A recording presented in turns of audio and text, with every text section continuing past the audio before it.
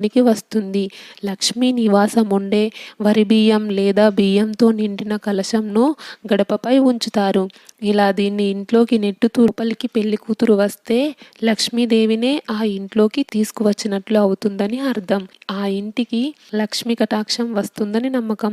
ఇలా నెట్టడాన్ని కొంతమంది ధాన్యలక్ష్మిని కాలితో తన్నినట్లు అని కుంకుమ పసుపు నీరు కలిపిన మిశ్రమాన్ని కాలితో తొక్కించిన అడుగులు వధువుతో వేయిస్తారు. పసుపు కుంకుమ కూడా లక్ష్మీదేవియే కదా. బియ్యం అయినా పసుపు కుంకుమలు అయినా ఆడపిల్ల మొదటిసారి ఇంట్లోకి అడుగు పెట్టడం వల్ల రావలసిన దోషాలు ఏవైనా ఉంటే బియ్యం నెట్టించడం వల్ల కానీ పసుపు కుంకుమ అడుగులు వేయించడం కానీ చేస్తే ఇంటికి శుభప్రదం. అలాంటి దోషాలు ఏమీ రావు. అంతేకాని అది లక్ష్మీదేవిని తన్నినట్లు కాదు. అది వేరే వాళ్ళు నెట్టితే లక్ష్మీదేవిని అవమానించినట్లే. వధువు మాత్రమే బియ్యాన్ని నెట్టాలి. పసుపు కుంకుమ అడుగులు ఇంట్లోకి వెయ్యాలి.